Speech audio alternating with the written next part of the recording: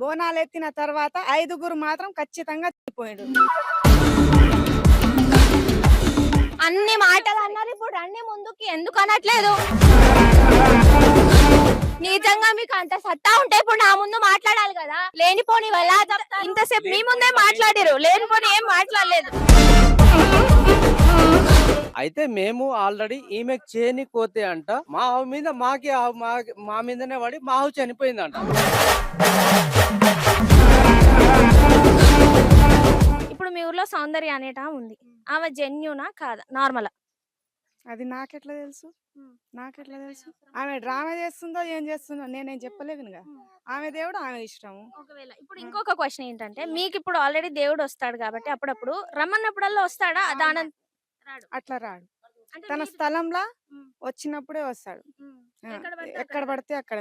నేను కొండగట్టు కూడా పోయినా, ఆడికి పోయినప్పుడు నేను పోయినప్పుడు కూడా ఆడ కూడా రాలే నాకు దేవుడు.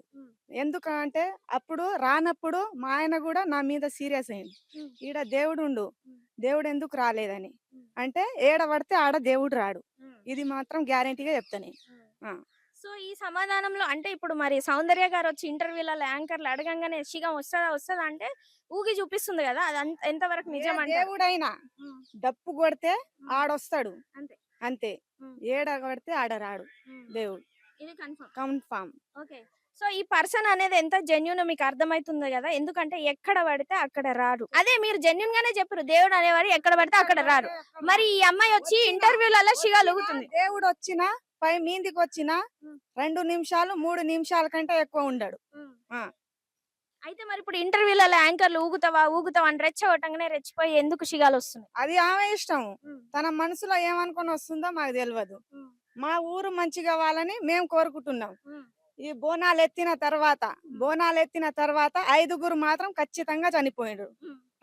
అందుకు మా ఊర్లో 5గురు చనిపోయినందువల్ల మేమందరం ఆగిపోయినాం. అదే సమస్య, ఏం లేదు. మరి 5గురు ఆగిపోతున్నా, ఎందుకు దేవుడు ఒక సూచన ఇయ్యట్లేదు ఇవన్నీ ఆగడం? అంటే ఆ అమ్మాయికి కూడా చెప్పినాం, తండ వాళ్ళందరు కలిసి కూర్చోబెట్టి చెప్పినాం, మేము తండ లోపలనే కూర్చోవాలి దేవుడు అని.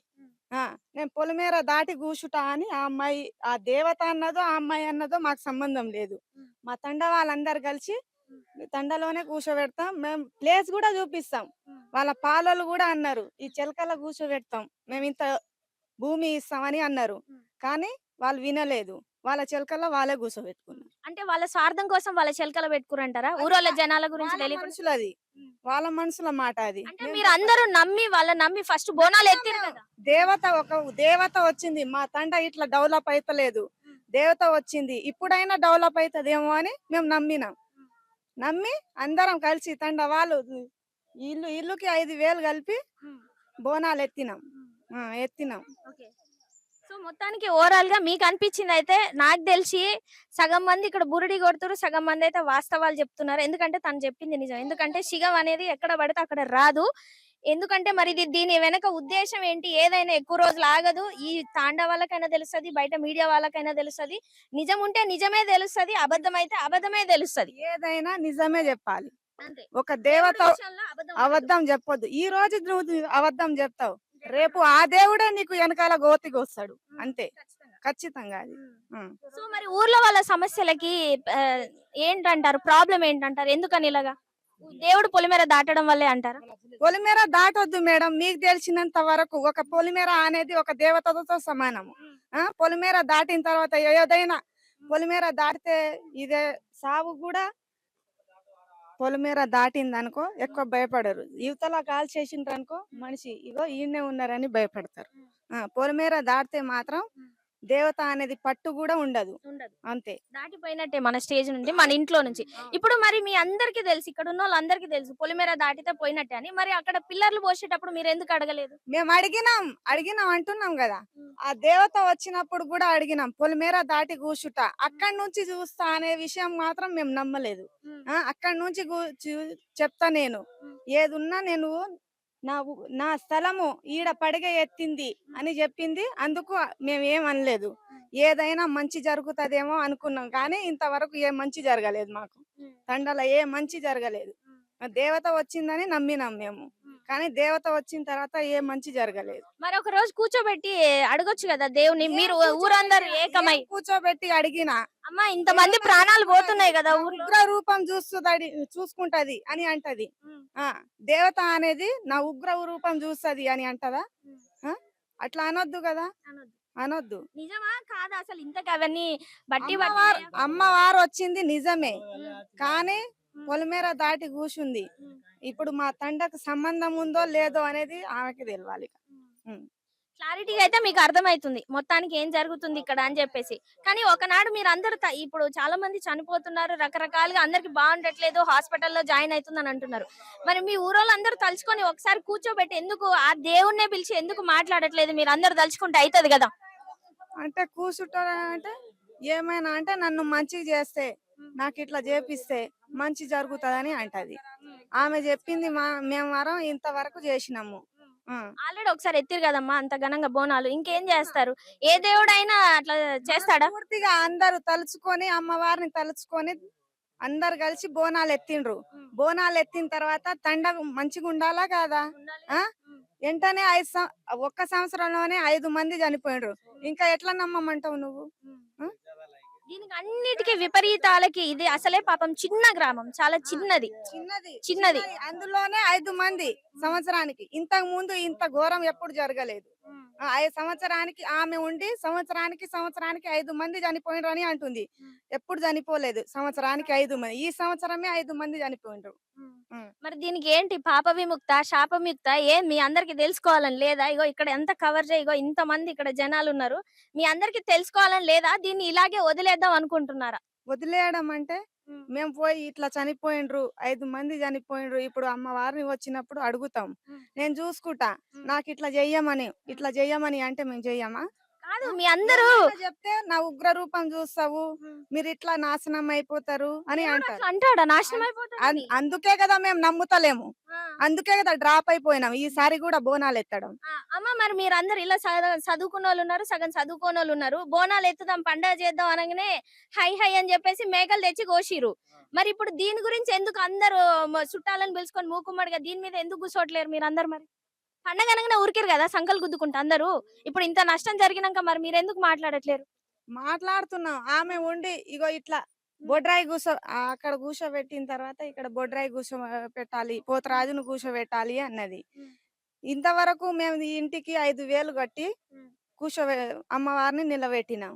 ఇక బొడ్రాయి కూర్చోబెట్టాలంటే మా వల్ల కాదు, మా తండలో ఏ మంచి జరగలేదు అని మేము డ్రాప్ అయిపోయినా. ఇంకా ఆమె చెప్పిన మాట మేము నమ్ముతలేము. మేము ఇంతవరకు నమ్మింది మా ఊరి వెనకాల ఉన్న కోటమైసమ్మ. ఇప్పటి వరకు ఆమెనే ఉంది. ఇప్పుడు ఎల్లమ్మ అనేటామె కొత్తగా వచ్చింది. ఫస్ట్ బోనాలు ఎత్తింది కూడా ఈడ ఎత్తిన తర్వాతనే అక్కడ పోయినాం. సో వీటన్నిటికీ నాకైతే అనిపించింది మీరు ఫైనల్ గా దీని గురించి ఏం తీసుకుందాం అనుకుంటున్నారు చర్య? ఏం తీసుకోవాలి, తండ బాగుపడాలనేదే మాకు అంతే. మరి ఇప్పుడు గుడి కట్టడానికి మీరు అందరు హెల్ప్ చేస్తున్నారా? అంటే చిన్న గుడి అయితే హెల్ప్ చేసేటోళ్ళం, వాళ్ళకు నచ్చిన గుడి కట్టుకుంటుండ్రు, మేము ఎట్లా హెల్ప్ చేయమంటాం? వాళ్ళ స్థలంలో కట్టుకోమని మీరే చెప్పిరా లేదంటే వాళ్ళ ఇష్టమేనా? వాళ్ళే చెప్పిండ్రు. మరి మీరు అప్పుడేం మాట్లాడలేదా? అప్పుడు అంటే అందరు చందాలు ఇచ్చినప్పుడు అందరికి విజిబిలిటీగా ఉండాలి, దేవుడు అందరికి ఒకటే సమానం. ఆడనే వెలిసింది, అక్కడనే వెలిసింది, ఆడనే కూర్చుంటా అని అంటే ఒప్పుకున్నాం. గానీ ఇంత పెద్ద గుడి కట్టిస్తారని ఒక్క మాట, మీ మీద కూడా దేవుడు వస్తాయి. ఏ దేవుడు అయినా పొలిమేర అవతల వస్తాడు. నాకు వచ్చిన దేవుడు కూడా తండ ముందల కూర్చుంటా అన్నాడు, కానీ పొలిమేర దాటని అన్నాడు. సో ఇంకా మీరే డిసైడ్ అవ్వాలమ్మా, ఎందుకంటే ఇది మీ ఊరి ప్రాబ్లమ్. అందుకే కదా తిరిగి రావు. అందుకే కదా పాపం ప్రతి ఒక్కరు కూడా చూస్తుంటే జర కుసగుస ఉన్నారు, అందరు హాస్పిటల్లో చుట్టూ తిరుగుకుంటా అది ఇది. మరి మీరే ఇబ్బందిగా ఉంటారు. ఇంకా తండలో ఉన్న వాళ్ళకు 10 ఎకరాలు 12 ఎకరాలు ఏం లేదు అమ్మా. ఇంటికి 2 ఎకరాలు 5 ఎకరాలు అంత అంటే ఎక్కువ లేదు. భూమి కూడా ఎవరికి ఎక్కువ లేదు. మరి ఇప్పుడు సౌందర్యకి వెళ్ళినప్పుడు అడిగినప్పుడు ఇట్లా డబ్బులు అడుగుతున్నారు, కలెక్ట్ చేసిన. అవును 10 ఎకరాలు నేను కొందాం అనుకుంటున్నా, మీకు ఏమైనా వాట కావాలా వచ్చిస్తా అని అంటుంది కదా. దేవుడు ఉన్న అమ్మాయి ఇట్లా మాట్లాడతారా ఎవరైనా? మాట్లాడొద్దు కదా. మరి మీరు అందరు ఏం చేస్తున్నారు? మీ ఊరు అమ్మాయి మీడియాలకి ఎక్కి ఈ విధంగా ప్రచారం చేస్తున్నప్పుడు మీరేం చేస్తున్నారు? మేము మీడియా ఎక్కుతున్నామని తండ వాళ్ళతో మాట్లాడి పోయిందా? పోలే కదా. పోలేదు మీకు చెప్తారా అవన్నీ చెప్పకుండా పోతారు కదా, మీరు చూసి యాక్షన్ తీసుకోవాలి కదా. అంటే అమ్మవారు తండ సంబంధానికి వచ్చిందని అన్నది ఆమె. ఇప్పుడు ఆ తండ వాళ్ళకి అందరిని పిలిచి ఏదైనా మాట్లాడాలి కదా. నీ ఇష్టం వచ్చినట్టు చేస్తే ఎట్లా మళ్ళా? సరే ఇప్పుడు మరి మీరు అందరు ఉన్నారు కదా ఇక్కడ, వింటున్నారా? కాదు పోదాంరా, మరి పొయ్యి అడుగుదామా? మీరు అందరు వస్తారా? పొయ్యి అడుగుదామా? అడుగుదాము. అందరు వస్తే అందరు ఎక్కడ వాళ్ళు అక్కడ కూలికి పోనీకి రెడీ అయినాక ఎవరు వస్తారు మేడం? ఇప్పుడు బోనాలంటేనే ఉరుకుతారు, అడుగుదామంటేనేమో సప్పుడు చెప్తామంటే ఆ రోజు మాకు అవుతుంది మంచిగా అయితే దేవుడు చక్కగా చూస్తాడు కదా అనుకుని ఎవరైనా ఫస్ట్ స్టెప్ వేసినాకనే తర్వాత అనేది ఆలోచిస్తారు. స్టెప్ వేసినాం మంచిగా అనిపించలేదు, డ్రాప్ అయినాం. మరి ఇప్పుడు డ్రాప్ అయ్యారు, ఏంటి పరిష్కారం అని అడగాలి కదా. సౌందర్యకి అమ్మగారు వస్తుంది కాబట్టి అడగాలి కదా. అడగాలంటే ఇంకా అందరు అనుకోవాలి. ఇప్పుడు నువ్వు అన్నట్టు అందరు ఇప్పుడు ఇక్కడే ఉన్నారు కదా, ఇప్పుడు అడగాలంటే ఇంకా అడగొచ్చు, దానికి ఏం పర్వాలేదు. సరే మరి మీరు అందరు ఉన్నారు కదా ఇక్కడ, అడుగుదామా వద్దా? పోదాం పదండి మరి వాళ్ళ ఇంటికి. మేడమే ఇక్కడికి వచ్చారు కానీ ఎక్కడ పడితే అక్కడ దేవుడు వస్తాడో రాడో తెలియదు కదా. షోర్ వెళ్దాము. చాలా వరకు డౌట్స్ ఉన్నాయి, చాలా వరకు క్లారిటీ ఇస్తా నేను. సరే పోదామా అందరం? సప్పుడు ఏరేంది, పోదామా ఇంటి దగ్గరికి? చాలా మంది ఎలా అంటున్నారంటే ఏదో మా ఫేమ్ కోసం బయటికి వచ్చి మేము కావాలని టెంపుల్ కి కడుతున్నామని చాలా మంది అంటున్నారు కదా. ఇప్పుడు మా వరకు మీరు చాలా తీసుకున్నారు కదా, దానికి గురించి కూడా నేను అన్ని క్లారిటీ ఇస్తా. ప్రతి ఒక్కటి దాని గురించి నేను క్లారిటీ ఇస్తా. రెడీ ఉన్నారు, అన్ని మాటలు అన్నారు. ఇప్పుడు రండి ముందుకి. ఎందుకు అనట్లేదు? నిజంగా మీకు అంత సత్తా ఉంటే ఇప్పుడు నా ముందు మాట్లాడాలి కదా. లేనిపోని వల్ల ఇంతసేపు మీ ముందే మాట్లాడారు, లేనిపోని ఏం మాట్లాడలేదు. లేదా అన్న, నీకు తెలీదు అన్న. నా ముందు ఒకటి చెప్తారు, నా వెనకాల ఒకటి చెప్తారు. ముందు ఒకటి చెప్తారు, వెనకాల ఒకటి చెప్తారు. ముందేమో మంచిది అంటారు. నిజమే. సరే బోనాలు ఎత్తినా ఓకే, ఎత్తినాక మాకు మంచిగా అనిపించలేదు. నెక్స్ట్ టైం మేము పోలేదు. మా ఆవు చనిపోయింది వాస్తవానికి. మాదే చనిపోయింది వాస్తవం. అయితే మేము ఆల్రెడీ ఈమెకు చేయని కోతే అంట మా ఆవు మీద మా మీదనే పడి మా ఆవు చనిపోయింది అంట. ఇంటర్వ్యూలో ఇచ్చింది ఏమి. ఎందుకమ్మా ఎందుకు చెప్పినావు మా ఆవు గురించి? నీకేం సంబంధం? నీ దేవతని కట్టినావు కదా, ఈ దేవత గురించి చెప్పుకో. మా ఆవు గురించి చెప్పడానికి నీకేంది హక్కు? మాది జరిపోయింది, మా నష్టమైంది ఓకే. మీరు మా ప్రతి ఒక్క ఇంటర్వ్యూలో ఆవు గురించి ఎందుకు చెప్పాలి? మీకేం గురించి వీళ్ళ మమ్మీ వీళ్ళ ముందల చెప్పినా ఇట్లా చెప్తున్నావు ఎందుకమ్మా?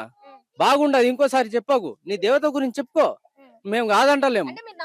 ఇక్కడ దేవుడు వస్తున్నాడు, నిజమే చెప్తున్నాడు, ఊరి బాగోగులు చేద్దామని వస్తున్నాడు. ఫస్ట్ చెప్పారు మేడం. ఫస్ట్ చెప్పినాక నమ్మినాం, పోయినాం. ఇలా జరిగినప్పుడు మేము డ్రాప్ అవుట్ అయినాం. మాకు మంచిగా అనిపించలేదు, నమ్మకం పోయింది. మాకు ఇలా పోయినప్పుడు మా ఆవు చనిపోయింది, మేము డ్రాప్ అవుట్ అయినాం. ఒక్క నిమిషం ఇప్పుడు నువ్వు ఎందుకు చెప్తున్నావు ఆవు చనిపోయింది, దాన్ని ఎందుకు పాయింట్ గా చెప్తున్నావు అని చెప్తున్నాడు కదా. దానికి ఎందుకు పాయింట్ గా చెప్పొద్దు? అది నా మీదకి వచ్చి ఆవు చనిపోయింది కదా. నేను ఎవరైతే అలా చెడు చేస్తారో వాళ్ళ మీదకి వెళ్తాదని చెప్పినా, కానీ మీరే చెడు పేరు పెట్టి చెప్పినానా? అన్న హలో బాబాయ్, పేరు పెట్టి చెప్పలేదు డాడీ, నేను పేరు పెట్టి చెప్పలేదు. వాళ్ళ మీద నాకు కాకుండా మా దేవత ఏదో చూపి వాళ్ళ మీదనే పడ్డదని మీరు చెప్పారు. చెప్పలేదు.